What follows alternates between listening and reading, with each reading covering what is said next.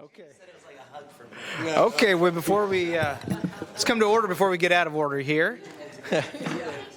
Madam Clerk, we're going to call this meeting to order of the Sacramento Transportation Authority and Sacramento Abandoned Vehicle Service Authority on February 8th, 2024 at 1:34 p.m. Madam Clerk, if you could please call the roll to establish a quorum. Good afternoon, members. Hume. Here. Daniels. Here. Kennedy. Here. Maple. Here. Bobby Singh Allen. Here. Spees. Here. Talamontes. Here. Valenzuela. Here. And Chairperson Guerra. Here. And you do have a quorum. Thank you, Madam Clerk. I'm going to ask everyone to please rise and join me in the Pledge of Allegiance, if you can. Face the flag, salute, pledge. I pledge allegiance to the flag of the United States of America and to the republic for which it stands, one nation, under God, indivisible, with liberty and justice for all. Thank you, everyone. If the clerk could please read the announcements and instructions for public comment and how to view this meeting. This meeting of the Sacramento Transportation Authority is cablecast live on Metro Cable 14, the Local Government Affairs channel on the Comcast Consolidated Communications and AT&T Uverse cable systems. This meeting is closed captioned and live streamed at metro14live.saccounty.gov. Today's meeting replays Sunday, February 11th at 2 p.m. on channel 14. This meeting can also be viewed at youtube.com/Metro Cable 14. To make an in-person public comment, please complete a speaker request form and hand it to the clerk. The clerk will call your name when it is your turn to make a comment. You may send written comments by email to boardclerk@saccounty.gov. Your comment will be routed to the board and filed in the record. And that concludes the clerk's statement. Great. Thank you very much, Madam Clerk. We're going to go ahead and move on to the first item on the agenda. And my understanding is there's still folks filling out some forms. Feel free to hand them to the clerk. But Madam Clerk, first item on the agenda. First item is comments from the public regarding matters not on the agenda. Okay, Madam Clerk, do we have members of the public signed up to speak on matters not on the agenda? We do. I'd first like to call Rory Hodgson. Very good. And for those, we do have a 2-minute time frame here, and there we go. And the clerk will set this up.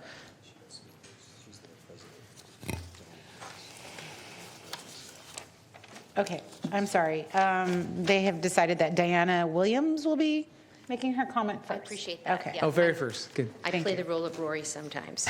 So, greetings. Thank you for listening. My name's Diana Williams, and I live in Midtown. And I'm just going to say I moved to Midtown about 5 years ago. And the first time I ever went to the end of U Street, where it dead ends into the highway, I'm not sure anybody's been there, but it's quite a sight to behold. You look up, and you see tractor trailers and cars zooming by at a proximity that is very difficult to get that close to. And there's many homes right below it. And I had the pleasure of meeting a neighbor named Nicola. And she told me that when she bought her home 30 years ago, she used to enjoy her yard. And over the years, friends have come to visit. One came from Europe last year, and they looked out at her yard and said, "Why don't we go into your yard? It's a beautiful day." And she said, "I'll show you why." And she opened her back door, and the noise from the freeway came in, and her friend said, "Close the door, we'll stay inside." So she can't use her yard anymore. So that's why I'm here, and I'm gonna speed read a letter that you have in front of you. We're asking for your help, Chair Guerra, as chair of the STA, to secure funds for a sound wall to protect us from the situation we live in every day. We're residents of the Alhambra Triangle. You know where that is. Cars and semi-trucks use their brakes to descend the slope of this interchange, and we're exposed to particulate matter, engine exhaust, car debris, litter, light pollution, and anything you can think of related to those things. A portion of the freeway contains about 800 feet where there is absolutely no guardrail. Accidents are frequent, and fatalities have happened there. Last year, our neighborhood was found by CARB to have some of the worst air quality in the region. Sound walls were identified by CARB as effective barriers, but they weren't built for different reasons. We know that Caltrans is coming back to the STA for more taxpayer funds for the ongoing highway work. And we want to make sure that as guardians of taxpayer money, you're aware of this terrible situation and help us do something about it. We've been working on this issue my neighbors have, for many years. Residents here requested a sound study in 2006 when the HOV project was proposed. The study was finally completed in 2017. It recommends as a mitigating measure a sound wall called 5A along the Alhambra Triangle section. It was identified as feasible, but it was never built. So we're here today to ask your help. Thank you, Ms. Williams. And we did receive your letter concluding the request to reclaim the neighborhood. Thank you very much. Appreciate any help. Madam Clerk. Stacy Jarvis.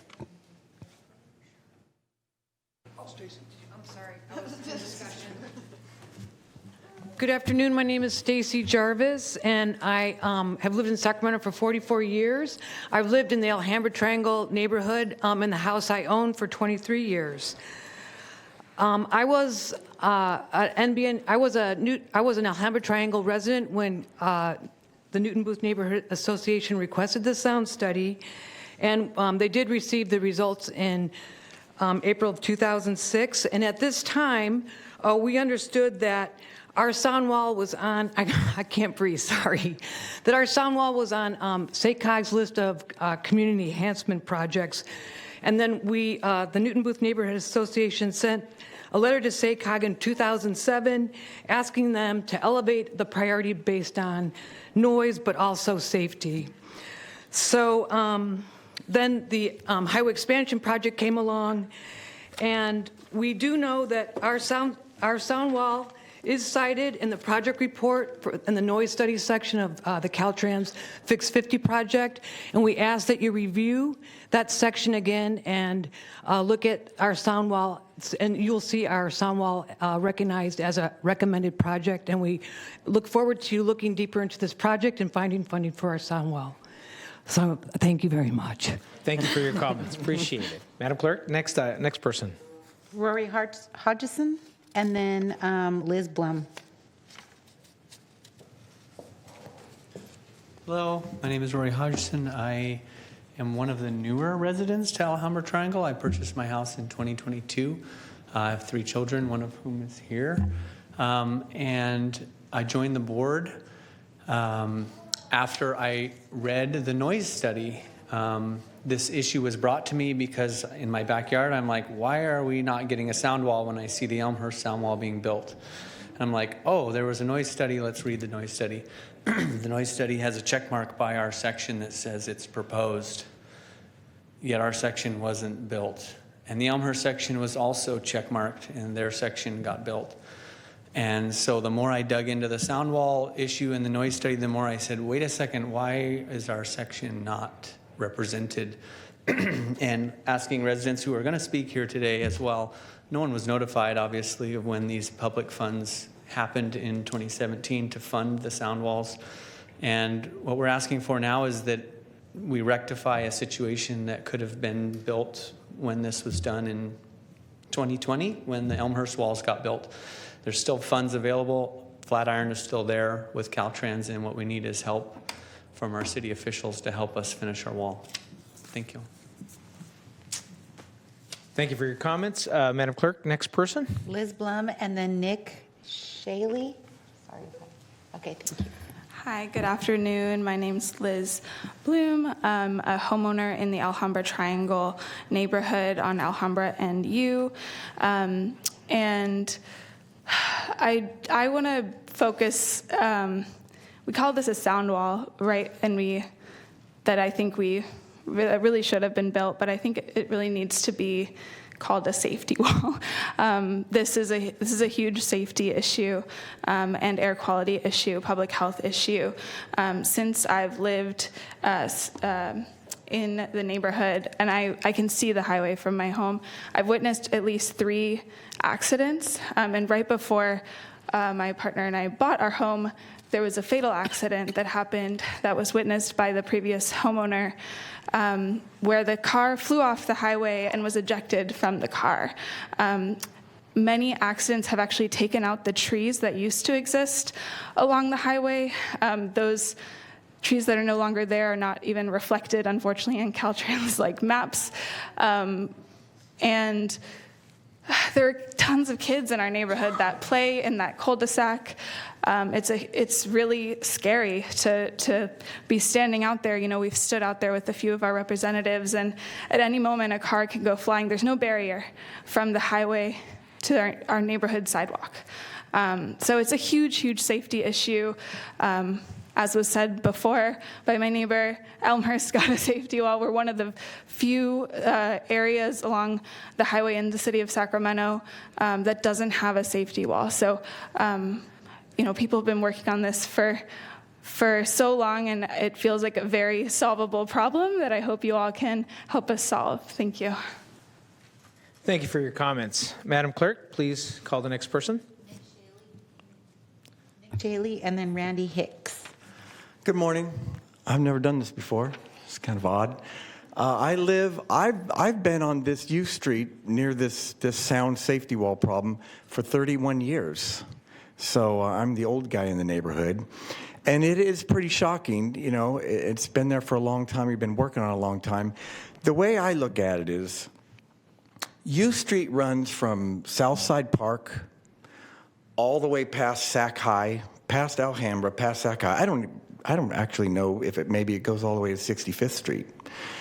And then in the 60s, you know, they put Highway 50 through, which is wonderful. Everybody uses it. But they just cut this 1,000-foot gash right in the neighborhood. And it cut off the end of U Street. And it just seems like it was never finished. It's like they never thought, well, we cut this street in half. Shouldn't we put something at the end? Some kind of closure, you know, just like you'd close off anything, any kind of wound, you know. That's the way I look at it. So, but anyway, my neighbors have said some great things. I just wanted to bring that up. Thank you for your comments. Yeah. Madam Clerk. Member Mr. Randy Hicks, and then Tanya Moraviec, don't worry. I'm sorry, Tanya. Thank you. It's been over 40 years. Thank you. Let's go. My name is Randy Hicks. I'm with California for Disability Rights. We're a nonprofit disability organization. One of the things that we have concerns about, well, we have two concerns, and both of them have to do about pedestrian traffic. One, why are there only sidewalks on one side of the road? That's one of the things. When people, this really astounded me. Across the school of Grant High School, they have a bus stop there, but there's no sidewalk. People are standing in the dirt, waiting to get on the bus. And there's no, so I mean, if you have a wheelchair and you need to get on the bus, this is about this long. It's this long, okay? And you can't get on. You can't get a wheelchair up there. I just want to go at that. Number two, again, the lights. I don't know if you guys don't get to fix the lights here. Again, it's not safe to cross the street, because what happens is if you cross the street, the cars are turning into you. That happens a lot. I live on Arcade, Marconi Arcade. And so when you go down Arcade and you cross in the street, the cars just keep turning into you. You're a transportation program here. You should find a way to either contact the transportation people and say, listen, you've got to fix these lights to say they have longer cross times, because cars will continue to turn into you. Some odd reason, the walk light's on, but so is the green arrow. Not safe. Not safe. And I know this because I live in Marysville and Arcade. It's not safe. Marconi Arcade's not safe either. And I guess the third thing is, since you guys are transportation people, is you guys got to work in coordination of RT. When they change the bus route and they don't run the bus, they should let them know. I can't tell you how many people, they send them a notice, but I didn't notice it, and they didn't send me anything. So I think you guys do a good job, but you guys got to work coordination with others. Thank you, Mr. Hicks, and good to see you again. Thank you for your statewide advocacy as well. Yeah. Tanya, and then Alexandra. Hi, everybody. Tanya Moraviec speaking. I live at 3178 T Street. I want to support some of the comments that have made here regarding the health and safety impact of the noise that's occurring. There's several studies that show negative impacts on cognitive issues, concentration, increased heart rates, pollution, reduced lung capacity. I'm sure you have all seen them because they have factored into our statewide plan to diminish this type of noise pollution. I want to testify to the intensity of this noise. At 3178 T Street, I literally cannot work, take a Zoom meeting or a phone call in my backyard because the noise is so intense I cannot hear regardless of the volume of any headset or any other device that I use. I can also not do this in my back office. I work at home. And I cannot, without having all of the doors and windows shut in my home, facilitate any type of work-based communication, not to mention any social enjoyment. It keeps me up at night. It's not just a constant lull of white noise from an expressway. It is semis, it is motorcycles, it is people who do not pass their emissions test and have jacked up types of mufflers that are making ridiculous noises. I've owned this home. I've been in the community for 3 years now. I've witnessed at least 3 accidents. The screeching noise tears you out of bed at night, and then you have the subsequent noise of intervention with first responders coming through. So because of the impact on health and safety, because of the immensity and intensity of the noise that literally prohibits work-life functioning in that environment, and because you want to promote, I think, people living and remaining in their residence as opposed to trying to escape it, because the city has done nothing to protect us from the environmental impacts of this. It's literally made me think of selling my home and moving out of my home. And I think what we want and need is a mixed environment of socioeconomic status to support growth in our community. These are values that I know Sacramento holds dear and are tied to this investment of the sound wall. And then my last comment is about the fact that there's been a lot of research done already by the California Department of Transportation on low-cost solutions that are good for the environment to prevent this noise and mitigate it. Some of it are bamboo sound walls, other greenery and trees, and most of the... Thank one you more for your thing. comments. Zero. Most of the noise comes from a zero level. You can do this with the 3-4 foot sound wall and still prevent car noise and the semi noise. Thank you for your comments. Appreciate that. Madam Clerk, please call the next speaker. Alexandra, and then Robin Jimenez. Hi, my name is Alexandra Orzik, and I live near T and between Alhambra and 34th Street. I am not going to reiterate everything that everybody else has said previously. I just want to present my support for this. I moved originally from Texas to Sacramento. I was really, really excited about being in a place that is progressive, has progressive ideals. Texas has figured out how to get sound walls up. Let's be better than Texas. Thank you. Good motto. Thank you very much. Madam Clerk. Robin Jimenez, and then a person with the address 3189 U Street. Hi, Katia. Heike? Okay, you will be next after Robin. Thank you. Hi, my name is Robin Jimenez. I live at 3209 U Street, about 30 feet in front of the freeway. The person I brought my property from, she sold it to me after a car crashed through the chain link fence and landed 10 feet away from the driveway. I bought my property because it was what I could afford in Midtown. I also have a property in Tahoe Park. That property benefited from the sound wall that was built as part of the Highway 50 project. I would expect all of my properties in Sacramento County, to be treated equally by this board. I know that the folks here have given you studies for numbers, noise levels, all that sort of thing. Like I said, I live 30 feet away from the freeway. I cannot talk to anyone in my yard. I cannot have a conversation without shouting. As Tanya said about some of the work, impacts. My backyard is the same. I can't hear anyone in my yard. I cannot have a conversation on the phone with my front door open. I mean, I think that should put a human aspect to it right there. I would advocate for a sound wall, but like some others said, I would advocate more for a safety wall. Just not to make, light trivia of this, but my escape plan off U Street, should it ever flood, is to literally just drive through the chain link fence that's there and up onto the freeway. That is my escape plan because there is no barrier. And my car is a Ford Focus. It's not a truck, okay? So I am concerned about the safety, but thank you for your time. Thank you for your comments. Madam Clerk? Heike, and then Amber.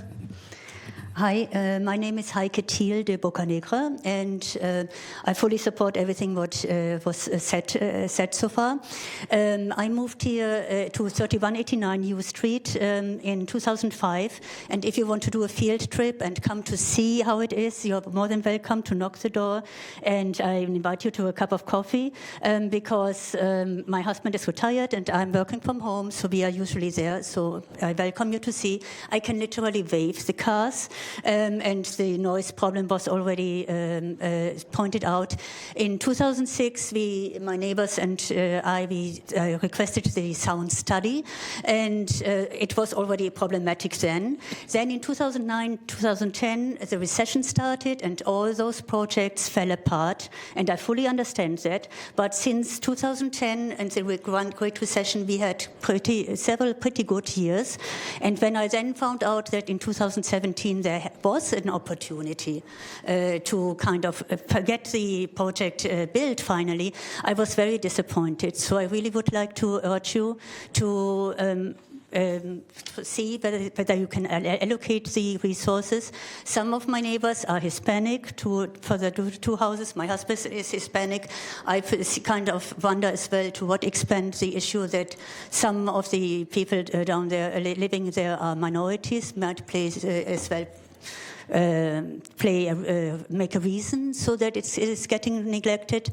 So I really would like to ask you to pay attention to it. Thank you. Great. Thank you for your comments. And Amber is the last speaker slip I have.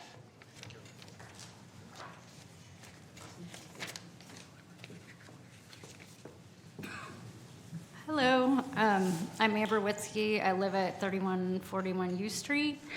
I fully support everything that everyone has said, and I have been staring at this end of the road with so many ideas on how to make it better, from plants to artwork.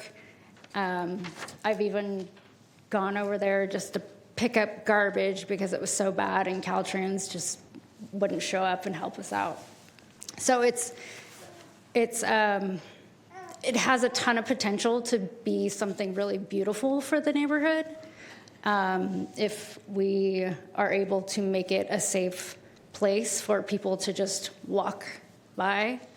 And yeah, that's it. Thanks. Great. Thank you for your comments. Madam Clerk?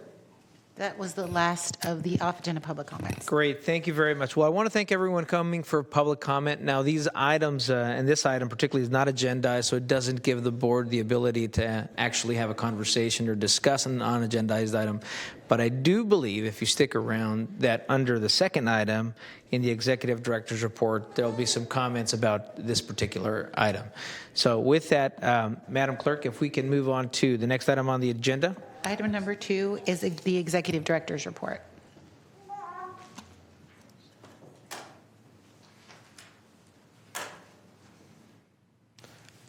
Mr. Busey.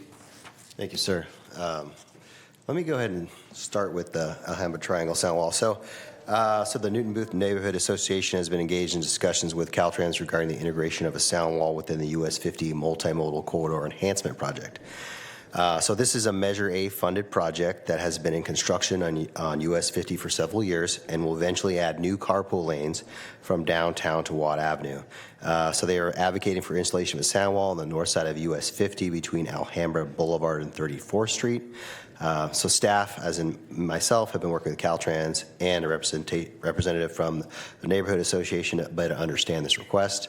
That's what I had in my prepared statement, but I'll add a little more. So I think Caltrans seems to be motivated to address the issue. This neighborhood association has been in their ear and got them Caltrans is now looking at different options. So what I would ask is for some direction for staff just to look into this further on behalf of STA in the future. So verbal direction. Thank you, Mr. Busey. I have a couple council members, board members punched up to speak here, and just from the chair's perspective here, I remember as a Tahoe Park Neighborhood Association member organizing with my neighborhood to this entity and others to include the sound wall in Tahoe Park, partly because the East Sac Tahoe sound wall got put up decades ago and none of the other side got in there. So I sympathize very much with the community here who's discussed these issues, and particularly when we're talking about sound, not only that, but particulates that the benefits of a sound wall provide, along with all the safety issues of any accidents and materials that come up. So, I know we have Board Member Valenzuela and Board Member Vapel to punch up to speak, and then after that, I'll provide some additional direction here. Board Member Valenzuela. Yes, thank you, Chair, and thank you for having that personal experience. I'm glad to be able to bend your ear on this, and thank you, everybody, for coming out. I'm sorry that it has taken this long for it to come, at least to this board, but I do want to agree with providing direction to the executive director to look into this. And just to be clear, part of our responsibility is safety of road users. We pay for things like tow truck services on key parts of the freeway and other things. And to put a finer point on an example, I think Liz gave in her comments, that car that flew off the freeway when that person was ejected, their life literally could have been saved if there had been a wall there to keep them from flying the 20 feet that they did and being ejected from their vehicle. And so this is both definitely about a quality of life issue for the neighborhoods around the freeway who are living with that elevated freeway next to their homes, but also a safety issue for people who will use those roads, which is a priority, I know, of this entire body. So really want to thank you all for coming out and agree with the direction I believe the chair is prepared to give. Thank you. Thank you very much, Board Member Valenzuela. Board Member Maple. Thank you, Chair. Just really wanted to appreciate the neighbors for coming out and for participating in democracy, and especially heard at least one person say it was your first time. Welcome and thank you. It's sometimes boring and messy, but it's really important. So thank you for being here. And I also really wanted to thank you all for, in your advocacy, not just advocating for your own neighborhood, but also advocating for Oak Park.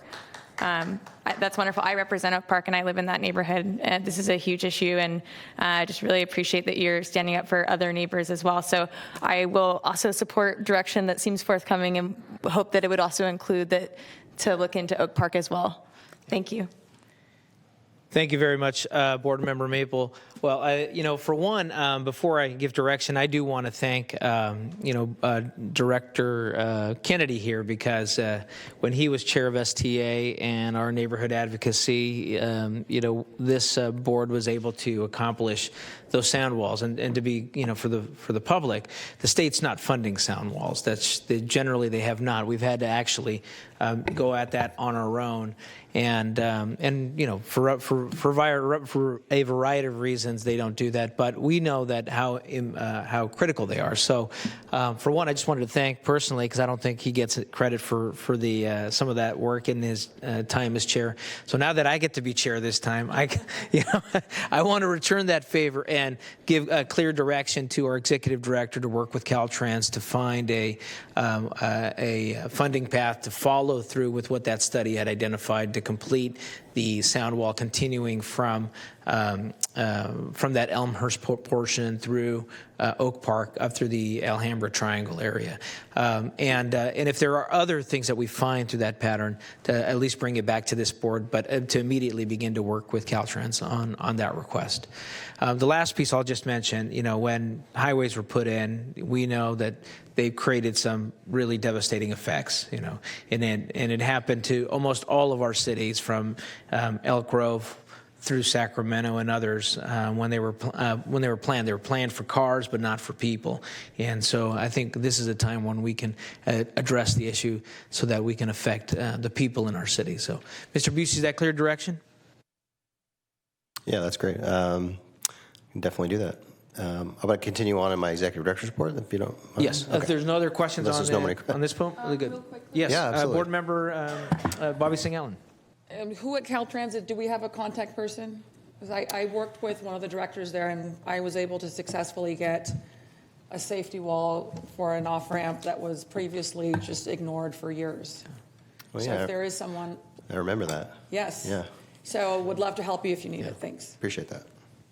Good. Thank you. Mr. Busey, well, thank you all for being here. I think you're welcome to stay for the rest of the STA meeting. We have wonderful things to discuss. Yes.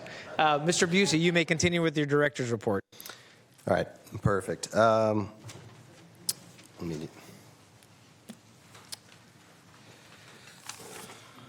Okay. So we'll talk about the look ahead for 2024. So we anticipate a lot of activities in 2024. So I want to outline a couple of the major activities that we anticipate in the first 6 months. So Measure A, public relations and public outreach improvements. So there's been a lot of work happening in the background on just our existing measure. And we're starting to get some of those activities coming to fruition.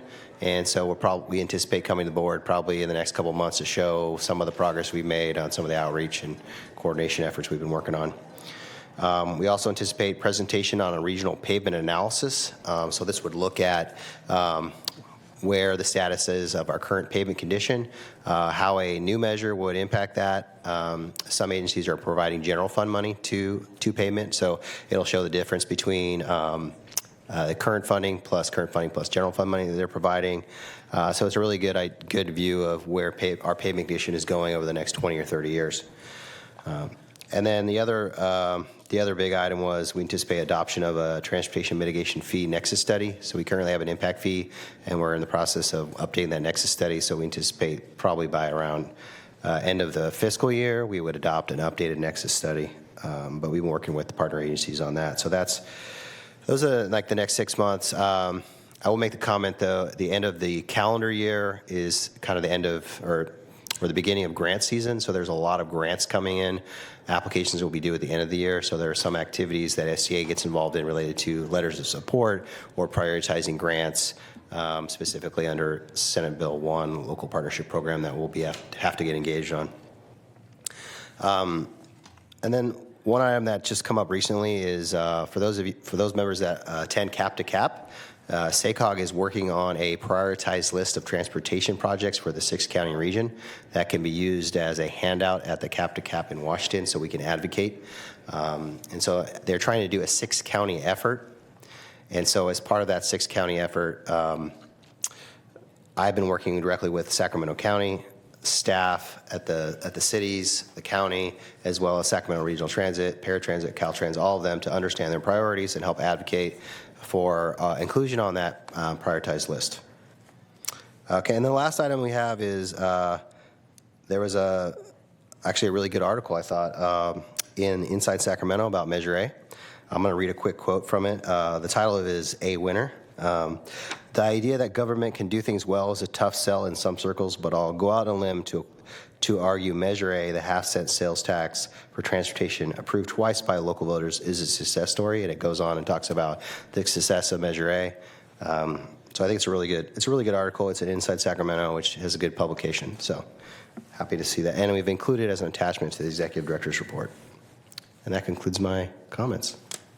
Thank you, Mr. Busey. Any questions from the board on this item? Seeing none, we'll go ahead and Madam Clerk, move on to the next item on our agenda. Items number 3 and 4 are your consent calendar for your consideration. Madam Clerk, do we have members of the public signed up to speak on the consent calendar? I do not have any speaker slips. Okay, Move approval of consent. It's been moved by Board Member Kennedy. Is there a second? It's been seconded by Board Member Singh Allen. Any other questions? Seeing none, all those who want to vote signify by, are we calling the button? It's Or- okay. Voice vote is totally All those fine. in favor signify by saying aye. Aye. All those opposed? Measure passes. Okay, we'll move on to the next item. Madam Clerk. Item number 5 is to adopt the Sacramento Transportation Authority interfund loan policy and to approve an interfund line of credit agreement with a not-to-exceed amount of $500,000 for a term of not more than 1 year, and approve an amendment to the fiscal year 2023-24 budget. Okay, Mr. Purtington. Thank you, Chair. So, good afternoon, Chair, Vice Chair, and Board of Directors. Today, I'd like to advocate for the recommendation for this staff report that will ensure the continued success and financial stability of the Freeway Service Patrol program. This action has 3 different components: the line of credit component, the interfund loan policy, and then the amendment to the fiscal year 2023-24 budget to facilitate the funds movement. Firstly, I'd like to discuss the interfund loan line of credit with the maximum cap of $500,000. This is going to be from the administrative fund to the FSP fund, only on an as-needed basis. So if FSP needs funding, we will transfer it from the administrative fund as needed. It's essentially to bridge the cash flow in the FSP program, particularly considering that the reimbursement from the state highway account can take 90 days from expense to reimbursement. So there's a significant delay between our cash leaving and getting reimbursed.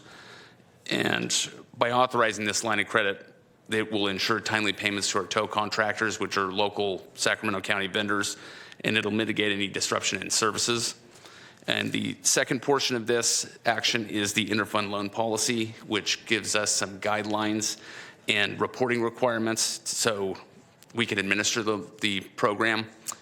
We will be updating the board as activity happens with this.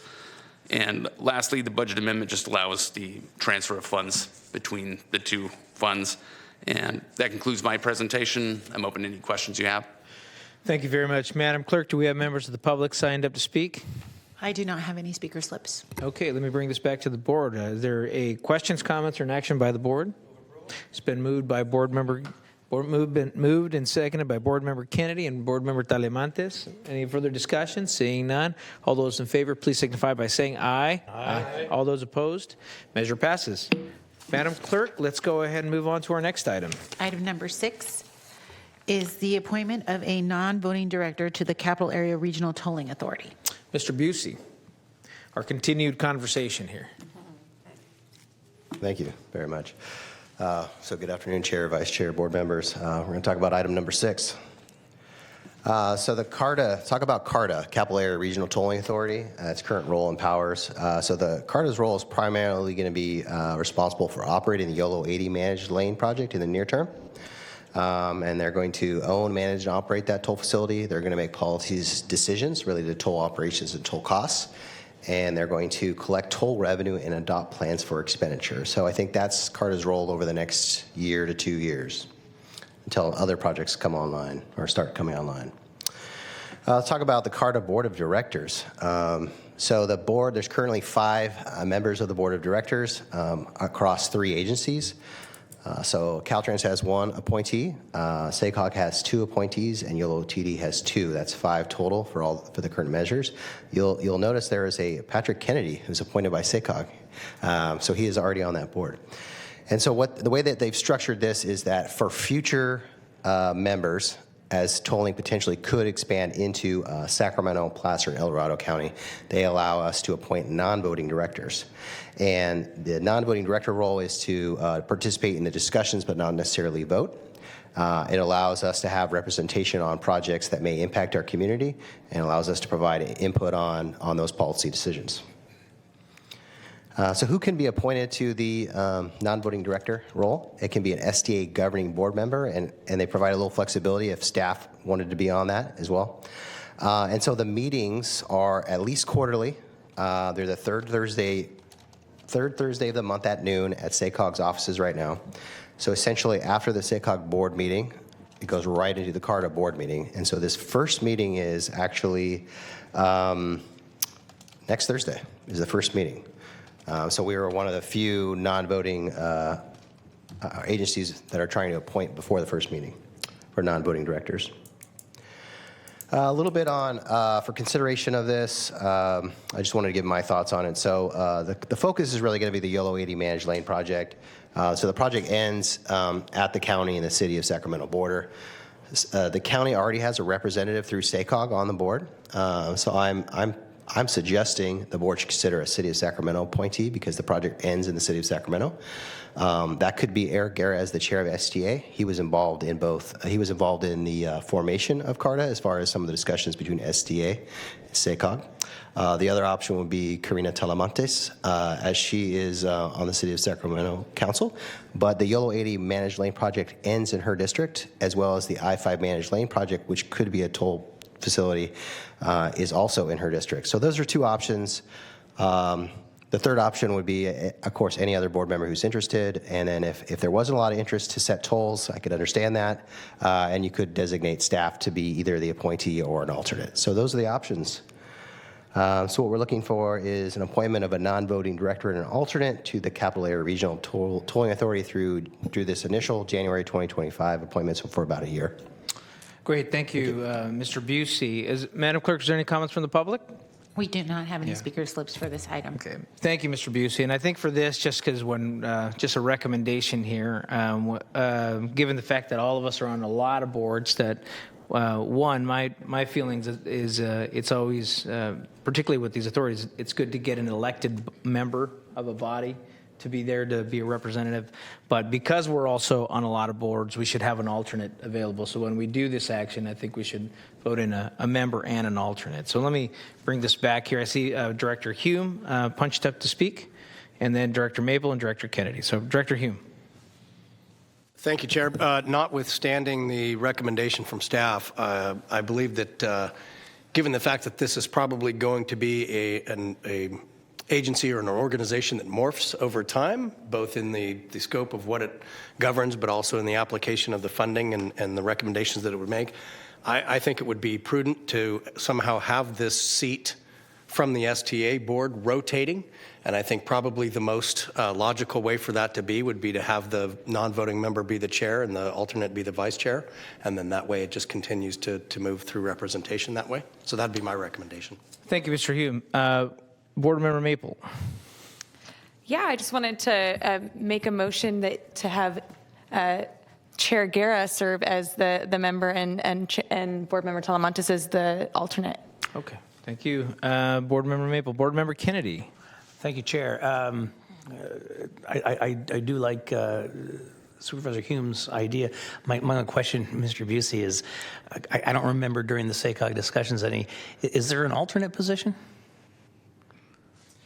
Yeah, so it's interesting. So the SACOG board didn't actually appoint an alternate at all. Right. And neither did YOLO TD, but it's specifically in the JPA agreement. It is? Yeah. Okay. So I thought that was, right. You're going to see that again in February or March. I anticipate they're going to come back and appoint alternates for SACOG. So there's language about alternates for everyone. Yeah. Thank you.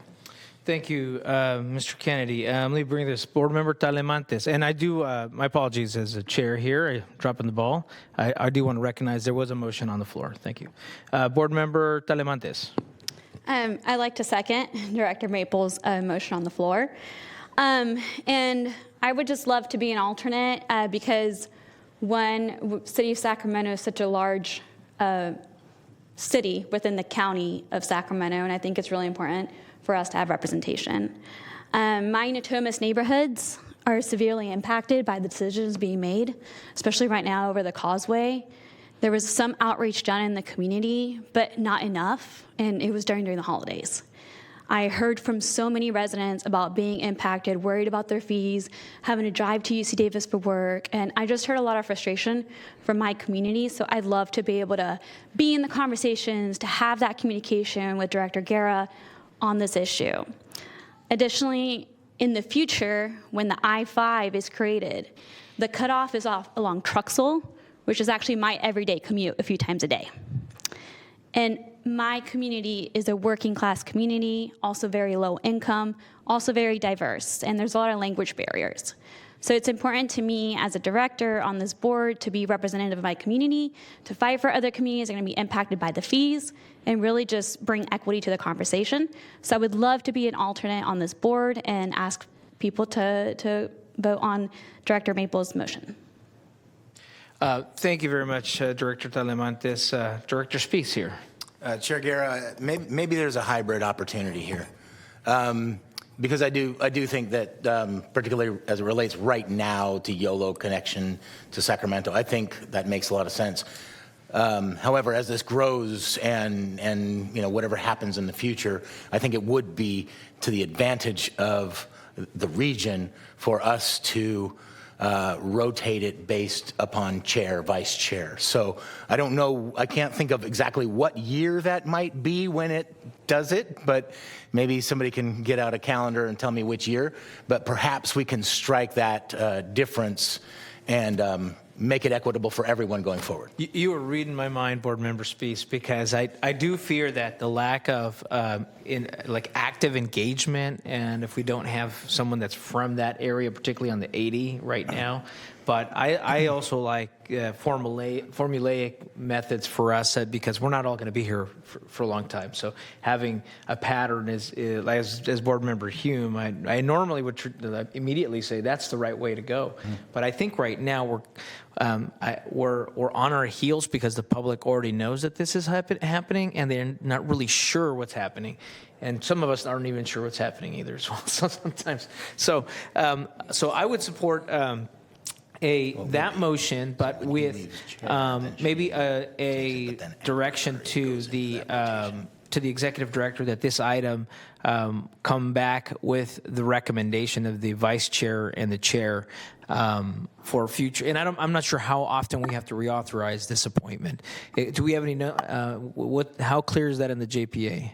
Yeah, so the JPA agreement gives you broad latitude as far as how long you can make the appointment, and I believe SACOG's appointment did not have any time limitations to it. And so my thought process on why we're doing a year is to align with the next election cycle. Mm-hmm. And so when we could potentially do a two-year appointment or a 4-year appointment in January 2025. And at that time, we could definitely consider, how are we going to do that? Are we going to have any sort of procedures for how we do this? Is there going to be as far as the rotation goes. So I would, that's where I think we could consider this in. Yeah. So here's because we're not a lot's going to happen within a year. I think we're going to get some of the beginning part of it. So I'm going to suggest that we make this appointment as the motion was suggested for the next 2 years, and then bring it back for consideration of again the appointment structure, vice chair or chair, if that's okay with the maker of the motion. And the seconder. Yeah. That's good. If there's no other questions for that, any other comments from the board? If not, all those in favor, please signify. Well, let's just take a roll call vote here, just to be on the safe side. Thank you. Madam Clerk, if you please just call the roll here, or put up the voting machine. Let me see. It's either. Let me take the voice vote. Can we make the motion clear again? I don't think I caught it. Oh, sure. It was to make the appointment for 2 years and then bring the decision back to the board. The person making the motion should let us know what the motion is. Yeah, let me bring this back. And why couldn't we do it with one motion today? Yes. Okay. I might need your support given some of the direction that was added. So the original motion was to appoint Director Guerra into the seat, and then alternate as Director Talamantes, with the added direction from. Correct. That after 2 years we go to chair and vice chair. Okay, I'm good with that. What I heard was different. Question. Hold on one moment here. Let me call on folks individual here. Right, sorry. Let me go to Director Spees, and then I'm going to go back to Director Talamantes. Director Spees. Okay, no, so I heard it better the second time. I must have misunderstood when you said it the first time. What I'm hearing, I'll echo it back, is that you and Member Talamantes will, or are we directors here? I apologize. Will have the first rotations each for a year, and we're deciding now that following those 2 years, it will be in the chair, vice chair rotation. I'm going to bring it back to the maker of the motion, if that is how you concur your motion. And then, so to answer Board Member Spees' question here. I would love your.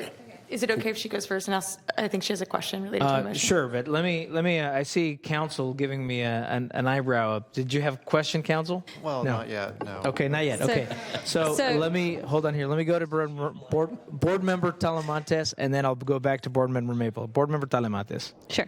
So I was okay with seconding the motion with your amendments, so that it would be you, Director Guerra, as chair, me, Director Talamantes, as an alternate for 2 years. After the 2 years, we're going to see how it goes, and we would create structure on how we're going to be able to vote for these positions in the future. No, that's not how. It doesn't seem like. So that's not. No. Okay. Your recommendation. Yeah. Correct. The recommendation, if I'm hearing correctly, from the wing of this house is that that it's for the first 2 years it is Chair and Talamantes, and then after 2 years it would be Chair and Vice Chair as the position and the alternate. Is that how I'm reading it? So which is different than just revisiting it. So now if the maker of the motion doesn't concur with that, then we'll have to have a vote on the motion in the second, and then we'll have to come back for another motion. Chair, if I may, I'll muddy the waters even further. Okay, hold on one moment. Let me finish. See, Board Member Talamantes still has the floor, and then I'll come back to you, Board Member Hume. Board Member Talamantes. All right, so here's my concern. In the future, okay, all of these positions that we currently have, like, things move so slowly, and you need to be in the conversations from step 1 to step 2, step 3 to remember what was said in these conversations. And so my concern is that in the future, like right now with the YOLO bypass, I get it, everyone's impacted. It's coming into Sacramento, from YOLO to Sacramento. I get it, everyone's impacted. My neighborhoods, I mean, everyone works at UC Davis, so I'm feeling the heat right now from the community. In the future, Director Busey, the I-5 managed tow lanes would go from downtown to Trexel, right? To the airport. To the airport. That is entirely my district.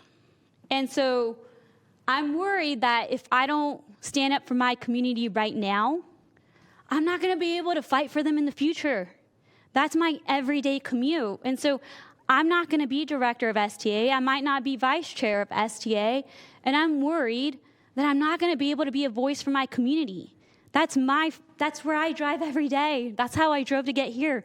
That's the road I'm going to take to go home tonight.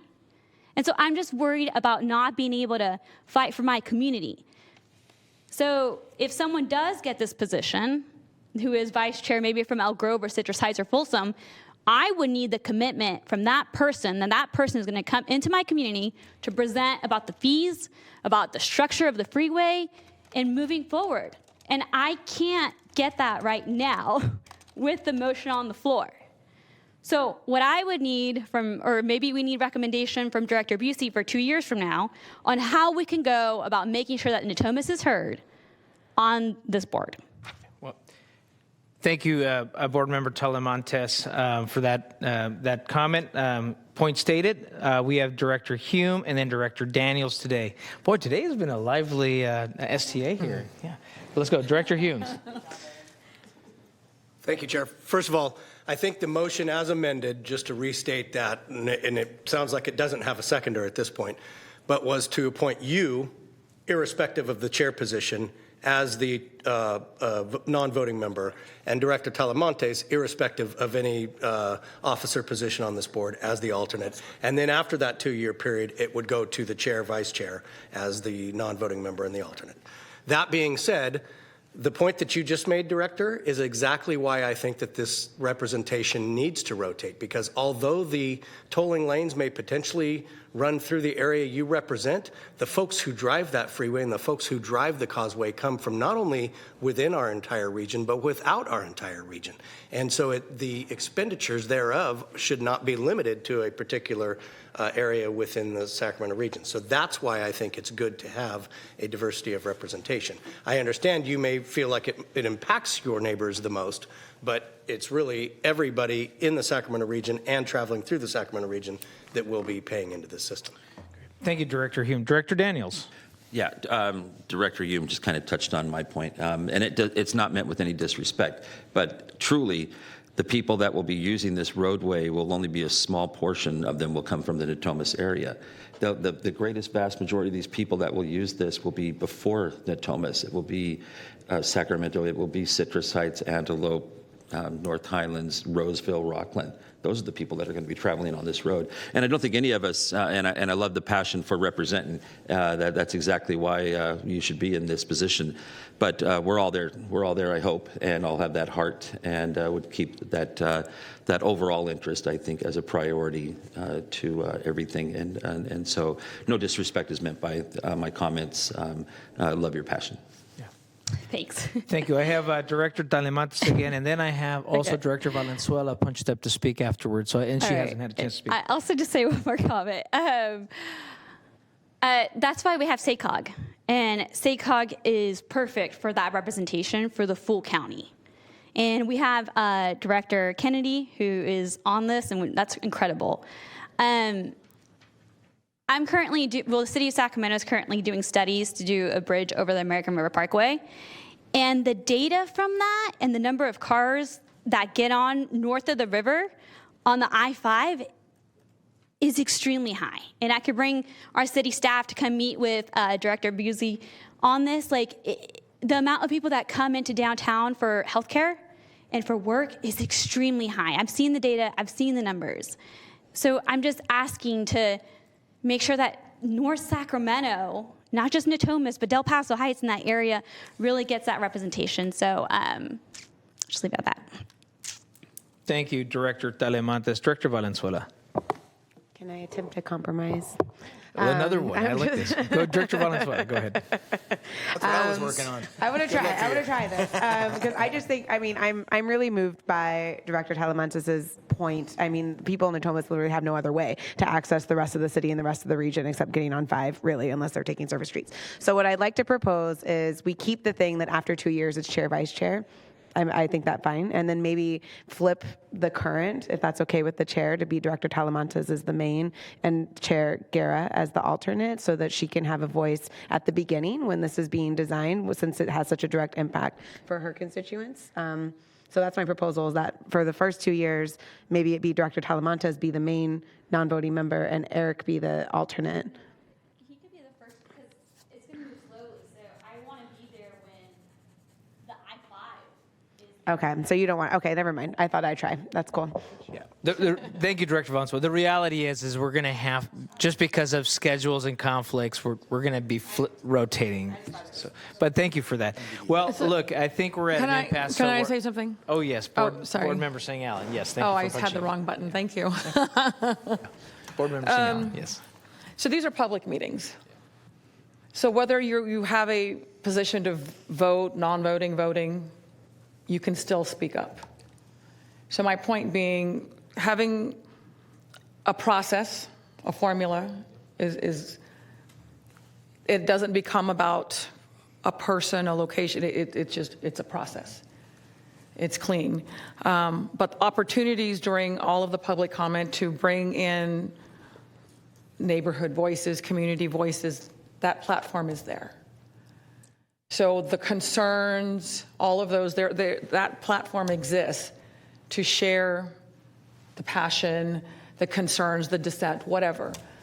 So my point being, I don't think that any voices will be diminished by coming up with a process. Great. Thank you very much, Board Member St. Allen. I can kind of do the math here, but it's important that we, this is why we have Robert's Rules of Order, or Rosenberg's Rules of Order, to make a determination here. So it seems to me, and I want to go back to the maker of the motion, and if you do not accept Director Speece's suggestion, then what we'll do is we'll just take a vote on the principal motion, and then we'll bring it back to the floor for another motion, if that's does not prevail. So let me bring it back to the maker of the motion, Director Maple. So I would like my original motion to stand. Sorry for the confusion, and thank you for all of the explanation. So that's just the appointment, not with the additional direction, and then we'll go from there. Very good. Okay. I'm sorry. I just want to get clarification. Does that motion include the recommendation that this just be through January of 2025, this appointment? Yes. Okay, so it's not open-ended or anything. So we're a 1 year. We're a 1 year. Guerra principal, Talamantes alternative, and then 2025 we're back here again. That's the original motion. Is that the same second? Okay, then Madam Clerk, call the roll and we'll tally the votes after that. Director Hume?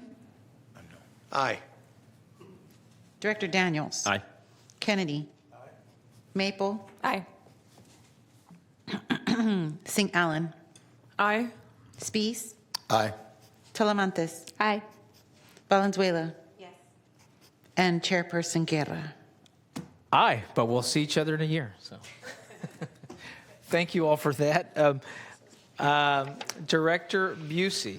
Madam Clerk, next item, please. Next item is item number 7. This is to authorize a nomination for the Carbon Reduction Program for Ready, Set, Trails, a countywide strategy planning application.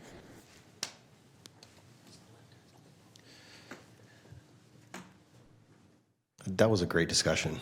I actually really love that. I'm serious. I was the best discussion of all of you I've seen since I've been the executive director, so I appreciate it. Everybody's really passionate. Sorry for the commentary, but that was awesome. Stop bringing us such boring stuff, Kevin. Yeah, exactly. All right, let's go to item 7. So item 7 is authorize a nomination for the Carbon Reduction Program for the Ready, Set, Trails countywide strategy planning application. So a little background. So there's a regional trail network adopted by SACOG. It was adopted in 2022. It's a 6-county plan.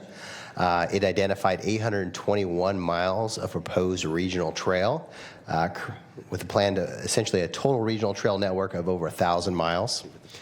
And so these are not all the trails that are identified in the cities and the counties plans. These are just the regional trails that are proposed. So there's a subset of those. So there's a lot of benefits to this regional trails plan if it was implemented. So there's local safety benefits, there's environmental justice benefits, and there was increased regional trail access, right? So to quantify those, about 60 miles of proposed trails would be an alternative to high crash roadways, so there's safety benefits. Currently, there's a disparity for access to trails, so low-income communities have lower access to trails than other communities. And so by constructing all these trails, it would essentially eliminate that disparity. So regardless of income, you'd be able to access trails. And it would increase regional trail access by about 400,000. So we focus in on Sacramento County. So in Sacramento County, there's already 139 miles of existing regional trails. And proposed in this plan, there's 190 miles of proposed regional trails, which would take about $500 million, quite a lot of money. And then there's 59 miles of regional trail study corridor that still needs to be considered whether or not it's feasible or not, and that would add an additional $155 million. So somewhere between $500 and $700 million is needed to be invested just in Sacramento County to implement regional trails. So that kind of logically brings us to funding, right? How can this plan be implemented, at least within the Sacramento County? So the current Measure A, has about $235 million total for active transportation. That would include trails, bikeways, sidewalks. So there is some local funding, obviously not enough to just do the regional trail network, but it can be leveraged.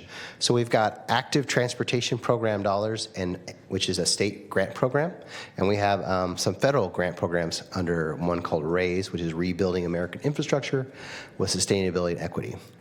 And I kind of highlight a couple examples here, but last cycle in Santa Cruz County, they got nearly a $70 million grant award for their coastal rail trail segments 10 and 11, which connected two communities within Santa Cruz County.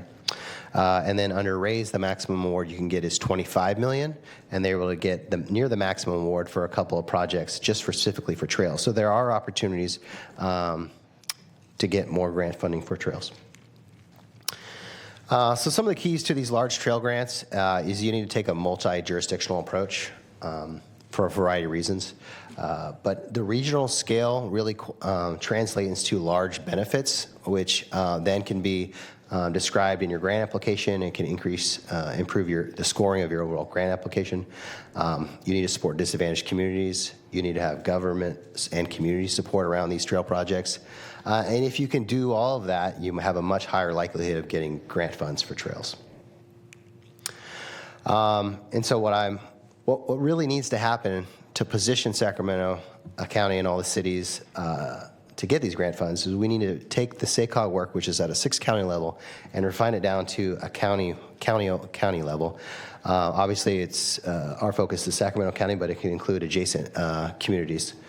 Gather additional community input, document all that outreach, align the agency and community priorities, and then identify a regional trail priority project that we could pursue for these large state and federal grants. And I don't anticipate it being a specific trail in one jurisdiction. I anticipate it being trails in multiple jurisdictions with a common theme, potentially around safe access to transit or maybe safety and equity, some sort of thematic approach to identifying this project that provides regional benefits and will score hopefully really well to get competitive grant dollars. But that's going to take some effort. So that's where this carbon reduction program comes in. It is a new 6-county program administered by SACOG. They have approximately $7.4 million available for regional trail planning, which is exactly what we're talking about, but also zero-emission vehicles, deployment, and strategic carbon reduction. And so when this grant program started to get developed by SACOG, I worked with the county, the cities, and SAC-RT to really discuss, would this be a feasible approach? We initially tried to identify a project, but as you can see from the map, it's very challenging to identify a project within all these potential options, and we knew that additional planning would be needed. So the idea being that SDA could lead a county-wide effort, and then we could apply for a grant. Grant would be about $405,000. And so that I'm asking for authorization to submit a grant to SACOG, as well as enter into any necessary or related agreements. Very good. Thank you, Mr. Busey. Let me bring it to the clerk here first. Madam Clerk, do we have any members of the public signed up to speak? We do not. Okay, let me bring it up first to, Mr. Kennedy was bouncing in and out, but I'll go to Board Member Kennedy, then Board Member Daniels. Sorry, I pushed the wrong button. You'd think I'd know how to work these things by now. First of all, Mr. Busey, I'm going to repeat myself of what I said last meeting, and that's my excitement about this. I think that the 1+ county strategy is a very, very good one. We eventually do want to be a 6-county trail region, but focusing in on Sacramento County is a handful in itself. And what I really hope that comes out of it, one of the many things I hope that comes out of this is, first of all, the realization is that trails are not just for entertainment and recreational value, but they're actually transportation. And so I really appreciate the fact that STA is taking a leadership role in elevating trails to a discussion of transportation. They are a critical part of just one part of many of our meeting our greenhouse gas elimination goals, and helping people to, in a healthy way, transport from work to home and errands and everything else. So I just think this is great. I hope that also it spurs a conversation with every jurisdiction sitting up here and others that are not at our table, that their planning departments, every time that a project comes through, they will look at it and view it and include in all of the questions that they ask during the planning process if trails have been not only a part of it, but also considering the connectivity, because I've seen too many plans in which you have a plan next to a plan. They both have trail networks, and neither one of them connect to each other. And so I think that doing this on a countywide basis at minimum is necessary. So I thank you for putting this as high on the priority list as you have. And I know it's premature because others are signed up to speak. We haven't heard public testimony, but I'm so excited about it, I'm going to move staff recommendation. It's been properly moved. Board Member Daniels. Well, I don't want to follow that, geez. Because I have a different feeling. And so I just want to make sure I'm clear. I'm the new guy, and I want to make sure I'm clear on some of this stuff and what STA does and what STA doesn't do and all of that. And so what I wrote down was the proposal is approximately a $500 to $650 million idea to build trails. And there's you said $235 million is in Measure A. Can you tell me what you mean by that? Absolutely, yeah. So there's $235 million specifically set aside for active transportation improvements in the 30-year measure. Active transportation which could include trails, sidewalks, bike lanes. And can include a road? No, just active transportation. Yeah, just walking and biking facilities. And how did that come about? Is that part of the original law, or is that a legislative thing, or is that a policy? It's part of the actual measure. It's what was approved by the voters. It's in the transportation expenditure plan that's attached to the ballot measure. Okay. I guess at that point, then I would just shut up, because, again, I think if... I second the motion. Yes, thank you. No, that's fine. What a joker. Okay. I was going to second the motion, actually. Mr. Daniels, yes. Yeah, I'll just finish it with this, that, it's unfortunate because when I put the gas hose in my car, and I put the gas in my car, and then when I pay my registration, and I think I pay a little extra on the registration too or something like that, my thought is, I wish they would fix the damn roads. Fix the roads. And I can only imagine what we could do with roads and $650 million. And so these kind of things are going to go forward, and people are going to hear about it, and some are going to love it, like Mr. Kennedy, and some of it are going to dislike it. And who are they going to blame? They're going to point the finger at us and say, why aren't you fixing the damn roads? You're building trails. And I guess all I can say to them is, well, you voted for it. And it's unfortunate, and that's the end of my remarks, Mr. Kennedy. Thank you, Mr. Daniels. Thank you so much. Director Humes. As much as I shouldn't do this, I will take the bait, Chair, and I'll just say that to remind that this isn't based off of a gas tax, it's based off of a sales tax, and so everybody who buys a bike or a pair of sneakers or a Cliff Bar is contributing. Maybe not the Cliff Bar because that probably goes into non-taxable items. I don't know. Is it luxury? I don't know. Anyway, so they're contributing into the sales tax revenue. That's the basis of the expenditure plan. Thank you, Director Humes. I will second that motion for Director Kennedy. And I'll just say I completely agree that, number one, we should look at these trails as actual transportation. Now having, during the good weather, using the cargo bike to commute and drop off my kids at school. It's a 5.5-mile ride. The interconnectivity of the lack of bike trails and safety is a critical one. I also saw, a father on their, bike and trying to carry a couple kids to a park. And to me, it reminds me that not a lot of people can afford vehicles still. And our bus system and our public transportation isn't what it is. And so that principal point, I think, should be a priority. I also think that there is a huge opportunity economically for our region. I mean, the amount of tourism that happens for cyclists, and because of our general good weather all year, I mean, people come to Sacramento because they want to be able to ride from not only downtown, but all the way down to Clarksburg and to the beautiful rural areas that we have up to Lake Folsom. I mean, we just have a beautiful county that if we were able to think through this strategically, about how this is also part of our economic network. I mean, every time I go up to Napa or Healdsburg and I see the number of cyclists, and I'm sure each one of those bicycles is like 10 grand, and they go there for the experience of the beauty out there. And that community has created bike lanes and ways for active transportation. So number one, I think our priority is moving people and providing options for people, healthy options. The voters did take an action on this to be able to do that.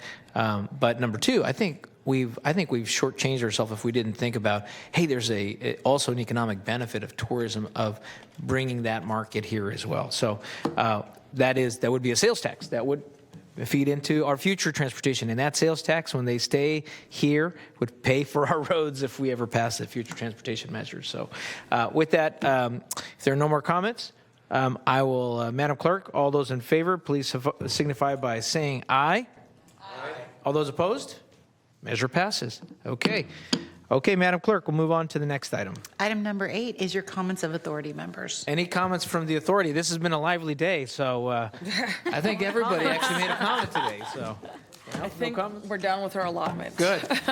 Okay, with that, Madam Clerk, we're adjourned at 2:48 p.m.